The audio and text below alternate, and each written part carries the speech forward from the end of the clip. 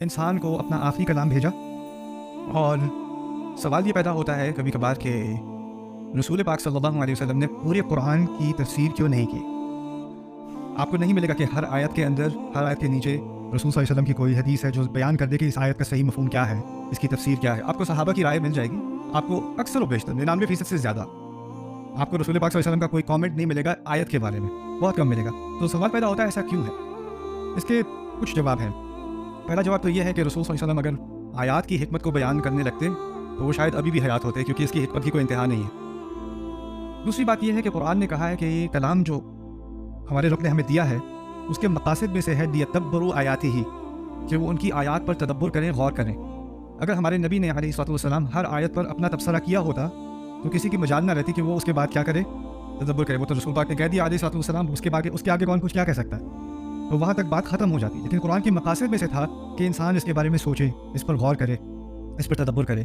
اب غور کرنے کا مسئلہ یہ ہے کہ کوئی انسان جو آج سے 600 سال پہلے قرآن اٹھا کر اس پر غور کر رہا تھا، اور جو 800 سال پہلے غور کر رہا تھا، اور جو 200 سال پہلے غور کر رہا تھا، ان انسانوں کی تاریخ مختلف، ان کی زندگی مختلف، ان کی سوسائٹی مختلف، ان کے تجربے مختلف۔ کیا آپ کی سوچ پر آپ کے تجربے سے اثر پڑتا ہے؟ آپ کی سوسائٹی سے اثر پڑتا ہے؟ آپ کی انوائرمنٹ سے اثر پڑتا ہے؟ تو وہ اپنے سارے تجربات، اپنا سارا علم، جیسے اگر کوئی کہے آج کہ میں بایولوجی پڑھ رہا ہوں، اس کو بایولوجی کا کچھ علم ہے۔ آج سے 600 سال پہلے بھی لوگ بایولوجی پڑھ رہے تھے، لیکن ان کے علم میں اور آپ کے علم میں فرق ہے، ان کی سوچ میں فرق ہے، بالکل ہے۔ انسان کائنات کو ہزاروں سال سے پڑھ رہے ہیں، ستاروں کو، کائنات کو ہزاروں سال سے ہم پڑھ رہے ہیں، لیکن جو ہزاروں سال سے پڑھ رہے تھے اور جو آج پڑھ رہے ہیں اس میں فرق ہے کہ نہیں؟ بالکل ہے۔ تو انسان کی سوچ پہ، اس کی حقیقت کی بنیاد پر، اس کی سوچ پہ، اس کے علم پر، اس کی رائے پر، یہاں تک کہ اس کے جذبات پر بھی اثر پڑتا ہے۔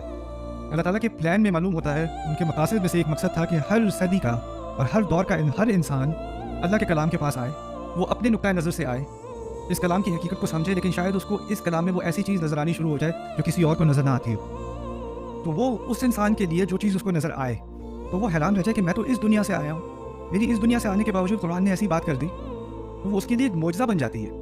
وہ چیز، اس کا وہ تدبر، اس کے لیے وہ ایک معجزہ بن جاتا ہے۔ لیکن یہ لازمی نہیں ہے کہ وہ کسی اور کے لیے وہی بات معجزہ ہو۔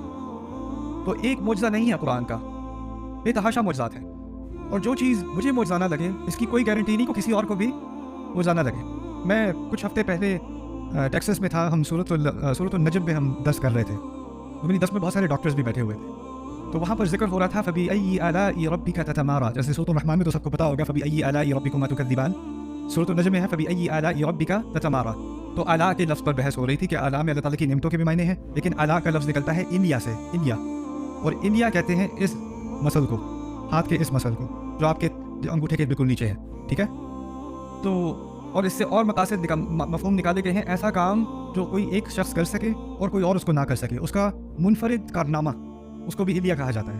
تو فَبِأَيِّ آلَاءِ رَبِّكَ مفہوم اس کا یہ بھی ہے کہ اللہ تعالیٰ کے ایسے کارنامے جو صرف اللہ ہی کر سکتا ہے، ایسے کارنامے جو صرف اللہ کر سکتا ہے، وہ کر ہی نہیں سکتا۔ تو میری کلاس میں کچھ بیٹھے ہوئے تھے ڈاکٹرز، تو ایک ڈاکٹر میرے پاس آئے، کہتے ہیں کہ یہ جو مسل ہے نا، یہ ہمارے اور باقی تمام اس دنیا میں جو حیوانات ہیں، اسپیشیز ہیں، ان سب میں فرق کرنے والا مسل اصل میں یہ ہے، اس کی وجہ سے ہمارا انگوٹھا 360 ڈگریز موو کرتا ہے، اس کی وجہ سے ہم کسی چیز کو اس طرح پکڑ سکتے ہیں، ٹولز بنا سکتے ہیں، لکھ سکتے ہیں، ساری ٹیکنالوجی اور سارے کارنامے انسان کے حصے ہیں، اس سے وہ کارنامے کر سکتا ہے جو اور کوئی نہیں کر سکتا۔